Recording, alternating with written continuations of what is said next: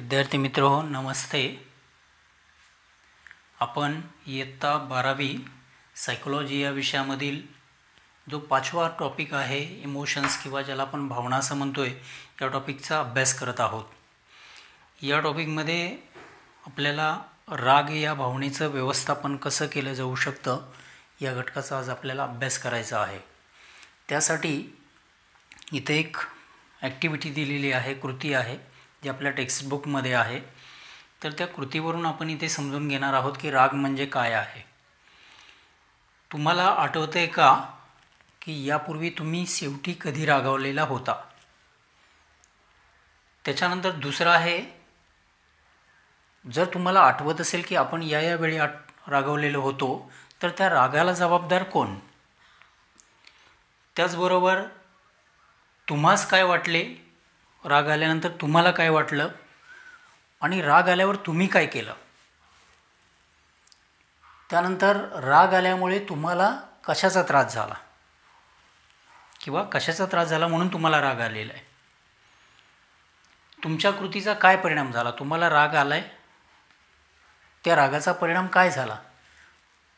तुम्ही राग व्यक्त केला, त्या रागाच्या कृतीचा काय नेमका परिणाम झाला तुमच्यावरती किंवा इतरांच्यावरती. त्याचबरोबर ती परिस्थिती तुम्ही कशी हाताळली. रागासारखी परिस्थिती जेव्हा तुम्हाला राग आला त्यावेळी तुम्ही त्या परिस्थितीला कशा पद्धतीने सामोरे गेलात किंवा ती सिच्युएशन कशी तुम्ही हँडल केली. त्याचबरोबर त्या कृतीमुळे तुमचं समाधान झालं का. मग रागाला तुम्ही मॅनेज केल्यानंतर, हाताळल्यानंतर परत तुम्ही त्या कृतीमुळे समाधानी झालात का तुमच्या या वागण्यावरती किंवा वागण्यामुळे. त्यावेळी मी दुसऱ्या अधिक चांगल्या पद्धतीने, म्हणजे राग येण्याच्या वेळी जर मी अजून दुसरी एखादी चांगली पद्धत जर वापरली असती की ज्याच्यामुळे माझा राग कमी झाला असता किंवा राग मला आलाच नसता, असं तुम्हाला आता सध्या वाटतं काय. तर ही एक ॲक्टिव्हिटी दिलेली आहे, कृती दिलेली आहे. आपल्याला तुम्हाला या प्रश्नांची उत्तरं द्यायची आहेत.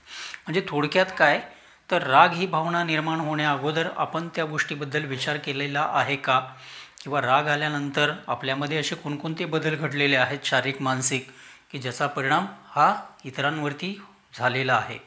हे आपल्याला या उदाहरणामध्ये दिसून आलेलं आहे. आता प्रत्यक्ष रागाचं व्यवस्थापन कसं केलं जाऊ शकतं तर ते आपण पाहणार आहे. या संदर्भामध्ये गौतम बुद्ध असं म्हणतात, त्यांनी रागाची व्याख्या किंवा रागाची व्याख्या त्यांनी दिलेली आहे. तर त्यामध्ये गौतम बुद्ध असं म्हणतात की दुसऱ्यावरती फेकण्यासाठी आपण तयारीत ठेवलेला निखारा आपण स्वतःच्याच हातामध्ये पकडून जेव्हा आपण स्वतःच जळतो त्याला त्यांनी राग असं म्हटलेलं आहे. बघा, गौतम बुद्धांनी रागासंदर्भामध्ये अतिशय छान विवेचन केलेलं आहे.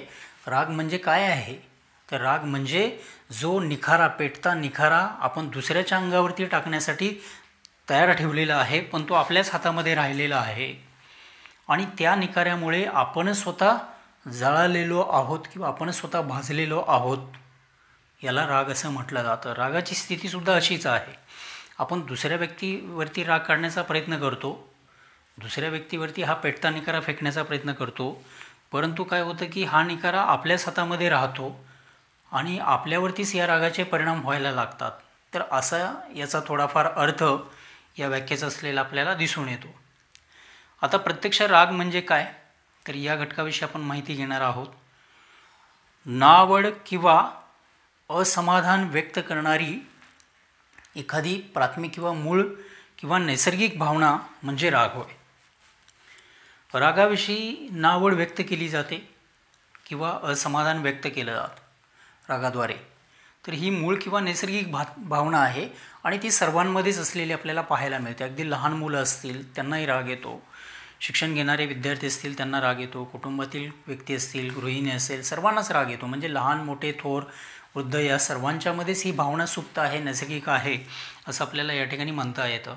ही राग ही जी भावना आहे ही नकोशी वाटणारी भावना आहे. कोणालाही ती हवेशी वाटत नाही आहे. प्रत्येकालाच राग नकोसा वाटतो, परंतु तो प्रत्येकामध्ये येत असतो असं आपल्याला म्हणता येतं. राग हा कशाशी संबंधित येतो, तर एखादी व्यक्ती असेल, वस्तू असेल, त्याचबरोबर एखादी घटना असेल तर याच्याशी संबंधित व्यक्तीला राग येत असतो.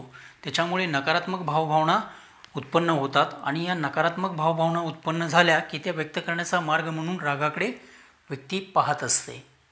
राग आल्यामुळे नकारात्मक वाईट घटना, राग कशामुळे येतो तर नकारात्मक घटनांमुळे येत असतो. त्याचबरोबर आपल्या बाबतीमध्ये जर काही वाईट घटना घडलेली असेल, अप्रिय घटना घडलेली असेल की जी आपल्याला आवडणारी नसते किंवा आपण अपेक्षित केलेली नसते, तर अशा प्रसंगी आपल्याला राग येऊ शकतो. राग ही जनरली सर्वसामान्य लोकांना असं वाटतं की राग ही वाईट गोष्ट आहे. सर्वसामान्यांचा रागाकडे पाहण्याचा हाच दृष्टिकोन आहे. असं जरी असलं तरी राग आपलं शारीरिक व मानसिक धोक्यापासून संरक्षण करतो हे मात्र बऱ्याचशा जणांना माहिती नाही आहे. राग जरी वाईट असला, प्रतिकूल असला किंवा रागामुळे व्यक्ती अस्वस्थ होत असली, बेचैन होत असली, एक्साईट होत असली, तरीसुद्धा रागामुळे काय होतं की शारीरिक मानसिक धोक्यापासून आपल्या स्वतःच्या शरीराचं रक्षण होत असतं. हे आपण लक्षात घेणं खूप महत्त्वाचं आहे.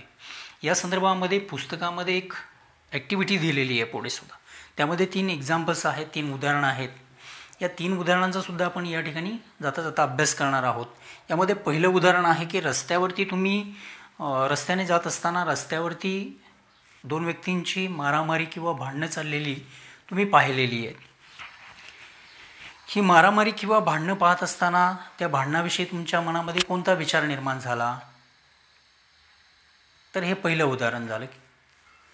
दुसरं उदाहरण आहे की इकडे तुमच्या शालेय जीवनामध्ये, तुम्ही शाळेमध्ये जायला लागल्यानंतर शालेय जीवनामध्ये तुमच्या मित्राबरोबर पहिलं भांडण केव्हा झालं ते तुम्हाला आठवतं आहे का? नेमकं त्याचं काय कारण होतं भांडण होण्याचं, तर हे तुम्हाला आठवतं आहे का? आणि तिसरं उदाहरण आहे की तुम्ही जेव्हा शालेय शिक्षण घेत होतात त्यावेळी तुम्हाला तुमच्या शिक्षकांनी किंवा तुमच्या पॅरेंट्सनी, आईवडिलांनी तुम्हाला काही फटकारलेलं आहे का किंवा रागात काही बोललेले आहेत का? तर अशा पद्धतीची ही 3 उदाहरणं आपल्याला आठवायला या ठिकाणी सांगितलेली आहेत. आता आपण पाहणार आहे की राग आपल्याला का आणि कसा येतो, कशामुळे राग येतो. मेंदूमध्ये अशी नेमकी कोणती प्रक्रिया घडते की ज्याच्यामुळे त्या घटनेचा परिणाम म्हणून आपल्याला राग येतो. अशा कोणत्या मेंदूमध्ये जैविक क्रिया घडतात की ज्या जैविक क्रियेचा परिणाम म्हणून व्यक्तीला राग येत असलेला आपल्याला दिसून येतो, तर ते आपण जाणून घेणार आहे. मेंदूमध्ये काय घडतं, नेमक्या कोणत्या जैविक प्रक्रिया घडत असतात, त्याचबरोबर रागावरती जर आपल्याला नियंत्रण मिळवायचं असेल तर आपण काय केलं पाहिजे, कशा पद्धतीनं आपण राग या भावनेला हँडल केलं पाहिजे, हाताळलं पाहिजे, तर हे प्रत्येकाला माहीत असलं पाहिजे. मेंदूमध्ये नेमकं काय घडतं आहे आणि या प्रक्रियेला कसं हाताळायचं, तर याविषयीची जी माहिती आहे ती माहिती आपल्या सर्वांना असणं महत्त्वाचं आहे. त्याचबरोबर तुम्ही 11वीमध्ये प्रकरण क्रमांक 7मध्ये सायकोलॉजी विषयामध्ये मज्जासंस्थेचा अभ्यास केलेला आहे.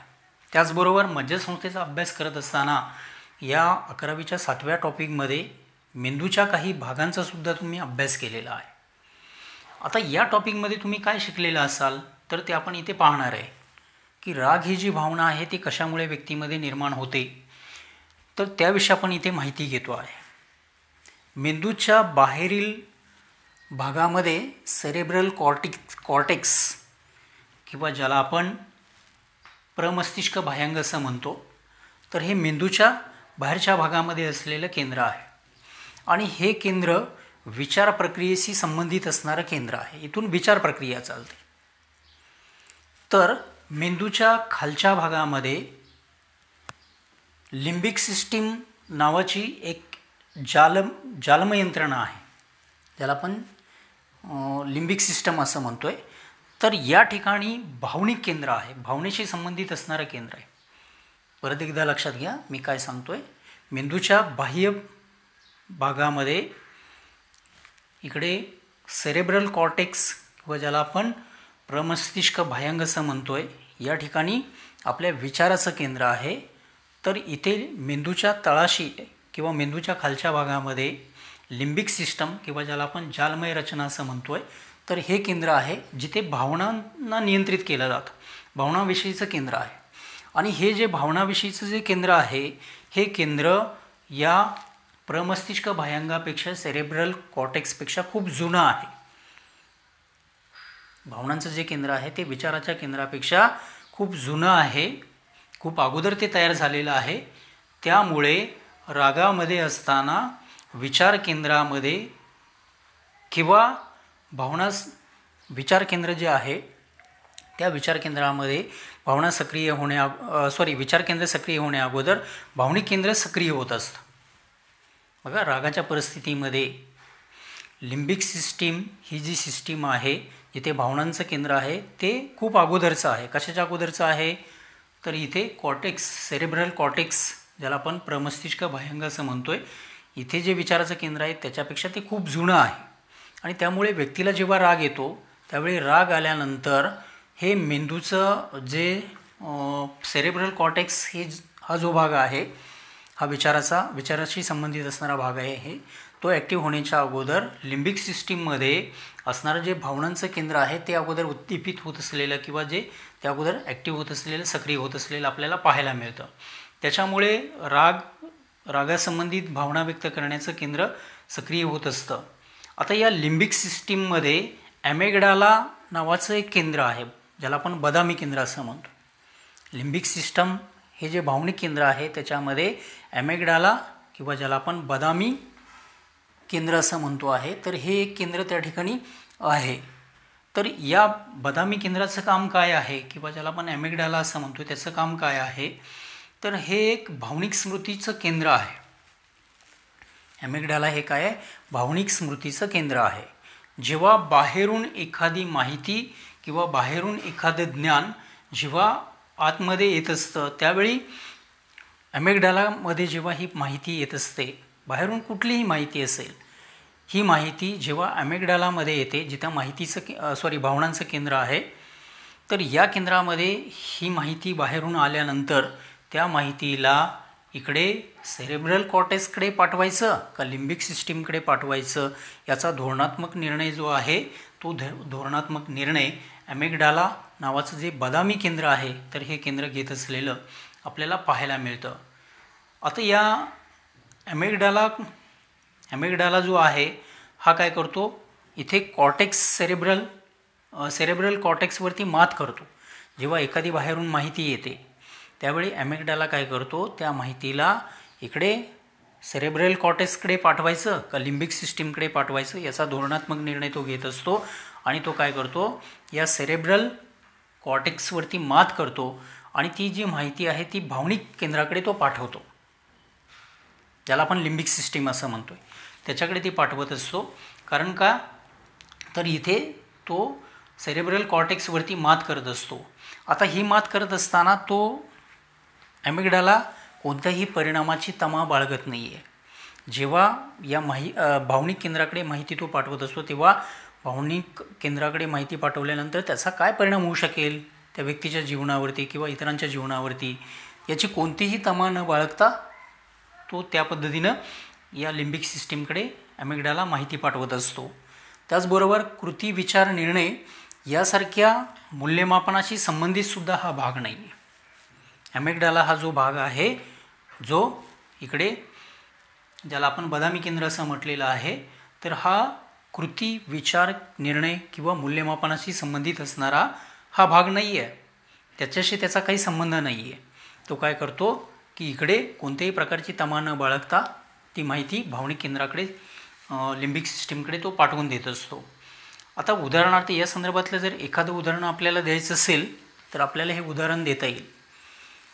आपण समजा एखाद्या बँकेमध्ये गेलेलो आहोत, आपण क्यूमध्ये उभा आहोत, लाईनमध्ये उभा आहोत, आपण आपल्या काउंटरवरती जाण्यासाठीचा नंबर आपण लाईनमध्ये धरलेला आहे आणि आपण अगदी शांतपणे आपण रांगेतून पुढे चाललो आहे.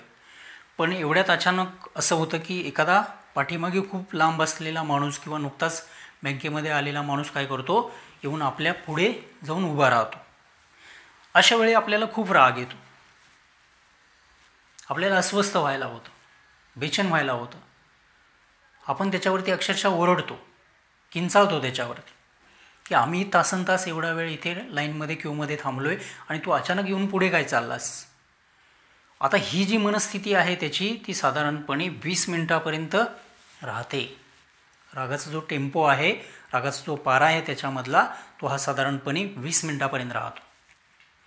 म्हणून तर आपल्याला माहिती असेल की घरामध्ये लहान मुलं जेव्हा अक्रस्ताळेपणा करतात, टेम्पर टँट्रम करतात, रागावतात, तर त्यावेळी त्यांना शांत करण्यासाठी घरातली जी मोठी माणसं असतात किंवा प्रौढ माणसं असतात, ज्येष्ठ व्यक्ती असतात, त्या व्यक्ती त्यांना 1 ते 50 किंवा 1 ते 100पर्यंत अंक म्हणायला लावतात.